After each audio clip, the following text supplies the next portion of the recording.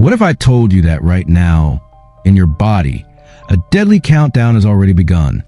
One that has nothing to do with cholesterol, blood pressure, or even cancer, but is killing thousands of men every year? It starts with fatigue. You blame it on age.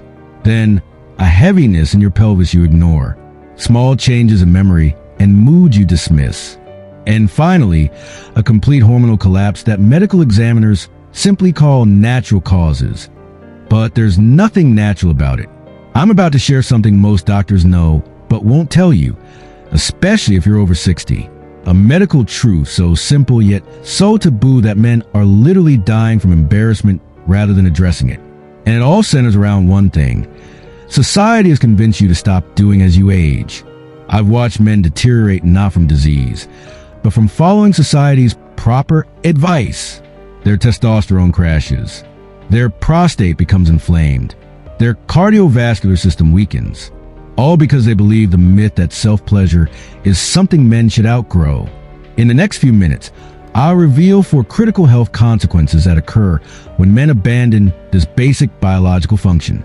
The medical evidence is irrefutable, and what you'll learn might completely change how you think about your body after 60. Stay until the end for the most shocking finding from Harvard Medical School, one that could literally save your life. Yet, most men will never hear from their doctor. This isn't about indulgence. It's about survival. #1. Emotional disconnection. It's the quietest decline of all, and often the most devastating. You won't see it on a blood test. You can't measure it with a scale. But you feel it deep down, that slow fading of the spark that once made you feel alive. Have you noticed that emptiness creeping in lately? That distance from yourself you can't quite explain? I've spoken with countless men who describe feeling hollow inside, not because of disease or pain, but because they've gone months, sometimes years, without any form of physical release or self-intimacy. They slowly begin to feel invisible, unwanted, unnecessary. These men don't talk about it, of course. Most were never taught how, but it shows in the way they walk, avoid mirrors, and how their voices grow quieter when asked how they're really doing. This isn't about sex. This is about vitality, about the powerful connection between your physical body and your emotional well-being. When you give up self-pleasure entirely, you cut off one of the remaining pathways to joy, self-recognition, and feeling human. For men over 60, that's not just a loss, it's a wound. The neuroscience is clear.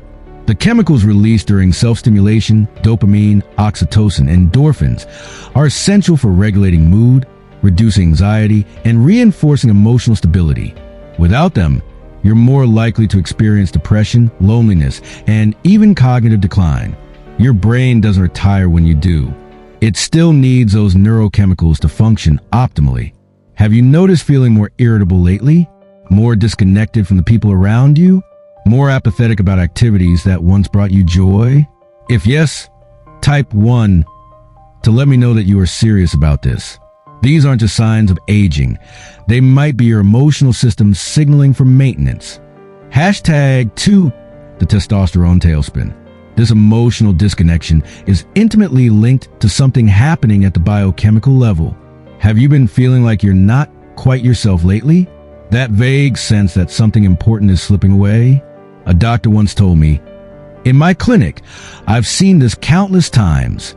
Men in their 60s and 70s who can't quite explain why they no longer feel like the men they once were. They chalk it up to aging, stress, or bad sleep. But when we investigate deeper, we often find the same root cause. Their testosterone has dropped dramatically.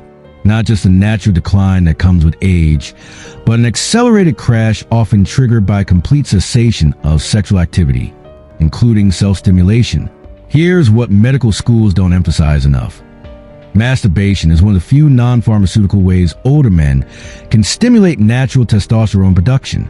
When you engage in regular arousal and release, your brain sends signals that help regulate your hormonal rhythm. Dopamine levels rise, the hypothalamus activates, and your testicles, even in your 60s or 70s, receive the message to keep producing testosterone.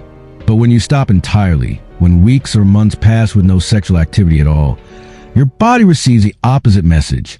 It assumes intimacy is no longer needed, so it scales back hormone production. Your hormones don't know you got a senior discount card. They only know what signals you're sending them. The consequences extend far beyond the bedroom. Men with low testosterone don't just feel tired. They begin to lose their identity. They can't focus.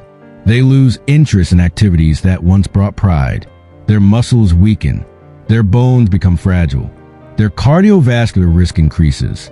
They become more susceptible to depression. Have you noticed your energy fading earlier in the day? Is your motivation disappearing for projects you once loved? Is your emotional resilience weakening? These aren't inevitable aspects of aging. They're often symptoms of hormonal decline that you have more control over than you've been led to believe.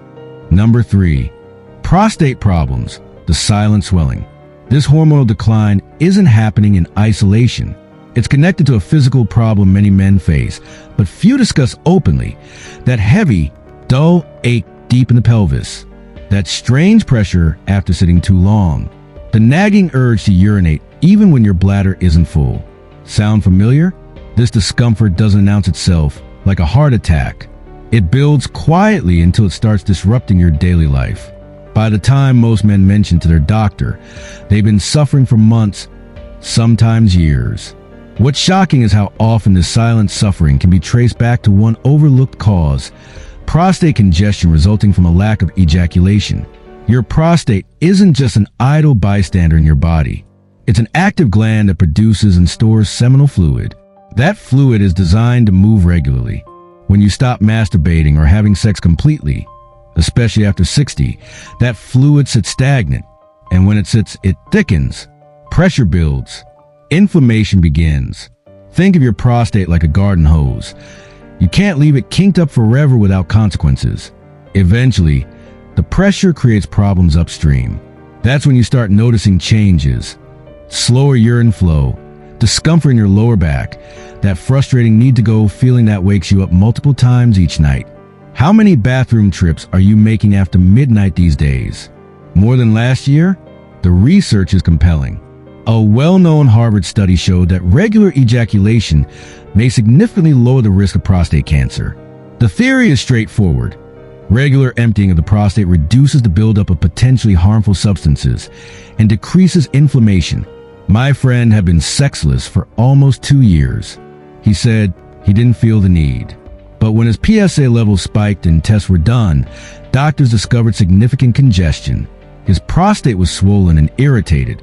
He was faced with discussions about a biopsy that could have been avoided by something as simple as keeping up with the occasional release. Number 4, the vascular vacation. Use it or lose it. While prostate health is important, there's another system at risk when intimacy stops. I've seen this with a man in his late 60s or early 70s who walked into the clinic confused and frustrated. He hadn't had an erection for months, sometimes for over a year. What bothered him most wasn't the lack of performance. It was the suddenness. One day he felt like himself. The next day, something suddenly stopped working. Why does this catch so many men off guard? Because no one ever told them that giving up sexual activity could cause their sexual function to fade away like an unused muscle. Have you ever considered what happens to your body when you stop using essential systems? Your penis is not just an ornament. It's a sophisticated vascular organ requiring regular circulation to remain healthy. When you go long stretches without any stimulation, especially after 60, blood flow slows. Oxygen delivery decreases. The tissues begin to stiffen, not in the good way, but in a way that leads to fibrosis, nerve damage, and irreversible loss of erectile capacity. If you stop moving your legs entirely for 6 months, what would happen? You'd lose muscle, coordination, and flexibility. You might even struggle to walk again. The same principle applies to your sexual anatomy. After a certain age, it doesn't just go on standby, it starts shutting down when not used. The decline doesn't come with loud warnings. It's silent, creeping. One day, you realize your morning erections are gone. Then physical touch doesn't work. Eventually, even with medication, the body doesn't respond because the foundation has eroded. Have you noticed changes in your responsiveness already? Small signs that things aren't working quite like they used to? Even occasional self-stimulation, just once or twice a week, can keep blood flowing, nerves functioning, and remind your body that the system still matters. The truth is painfully simple. What you don't use, you start to lose. And when you're older, that loss can become permanent. This isn't about being obsessed with sex. It's about protecting a vital part of your circulatory system, your hormone regulation, and your identity as a man. The medical reality versus cultural myths. With all these physical and emotional consequences at stake, why do so many men still abandon this aspect of health? There's a profound disconnect between what medical science knows about male sexual health after 60 and what society tells older men they should expect or accept. Have you ever wondered why discussions about maintaining sexual health seem to stop right when men need that information most? For generations, we perpetuated myths that sexual self-care is somehow immature or unnecessary after a certain age. These aren't just harmless beliefs. They're medically dangerous misunderstandings that lead men to abandon essential health practices out of misplaced sense of propriety. Your grandfather never talked about it, but that doesn't mean he wasn't doing it. And if he wasn't, he might have suffered unnecessary health consequences that nobody connected to the real cause. The silence around this topic hasn't served men well. It's created suffering disguised as dignity. Medical literature is clear. Regular sexual activity, including masturbation, provides significant health benefits for older men. It maintains vascular health, supports hormone production, reduces prostate inflammation, improves sleep quality, lowers stress, and contributes to emotional well-being. These aren't fringe benefits. They're essential components of healthy aging. The distinction between sexual desire and physiological need is crucial. Even if your interest in sex has naturally decreased with age, your body's need for physiological benefits of occasional release remains. It's not about lust. It's about maintaining systems designed to function regularly. Have you internalized messages that made you feel shame about something that's actually protective of your health? Have cultural or religious beliefs led you to abandon practices that medical science now recognizes as beneficial? Practical approaches for maintaining vitality. Understanding importance is one thing, but taking action is another. So how do you maintain this aspect of health in a way that feels appropriate and comfortable? First, recognize that privacy and self-respect are paramount. This isn't about changing who you are or your values. It's about incorporating simple, private health practices into your life. For most men over 60, a reasonable approach is to set aside private time once or twice a week for self-stimulation. This isn't about replicating youthful habits. It's about maintenance, like the difference between jogging daily in your 20s versus taking moderate walks in your 70s. The goal isn't intensity, but consistency. Are you finding it difficult to maintain interest or function? Consider adjusting your expectations. Self-stimulation doesn't need to mirror experiences from your younger years. Focus on gentle, relaxed arousal rather than performance. Remember, the health benefits come from the entire process. Increased blood flow, hormone release, and prostate fluid movement, not just the endpoint. Some men find that adjusting their environment helps. Better lighting, comfortable temperature, perhaps relaxing music. Others benefit from scheduling this health practice during their highest energy part of the day rather than when tired. It's not about being a teenager again. It's about keeping the system in working order in a way that respects your current life stage. When should you consult a physician?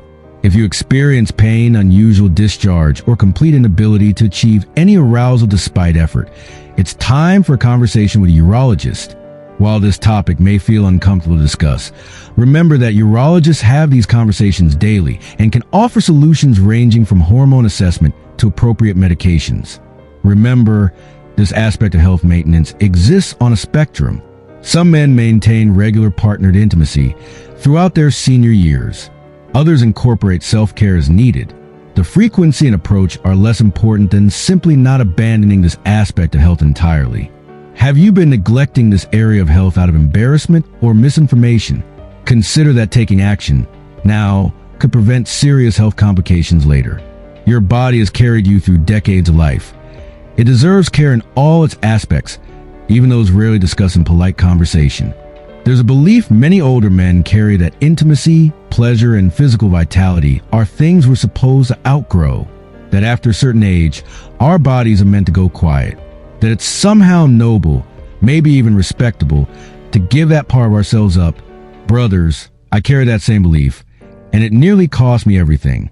What I've shared today isn't about chasing youth or indulging impulses. It's about recognizing that our bodies don't have an expiration date for needing maintenance. In the same way we still need to move our legs to keep walking, still need to use our minds to stay sharp, we need to maintain those private systems that society taught us to ignore after 60. Your body still remembers how to feel. Your mind still longs for connection. Your health still depends on honoring every part of yourself, especially the parts no one else sees. This isn't about desire. It's about dignity. It's about preserving what makes you feel human, vital, and alive. Don't wait until your energy is gone, your prostate is inflamed, or your hormones have crashed to realize that what you thought was acting your age was actually neglecting your health. What I did wasn't complicated. I simply gave myself permission to care for my whole body again. No shame, no excess, just basic maintenance. You don't need to speak about this to anyone else. This is between you and your body. But know you're not alone and you're not done yet. Remember, rust is easier to prevent than repair. Your life still has chapters waiting to be written. Make sure you're strong enough to turn the pages.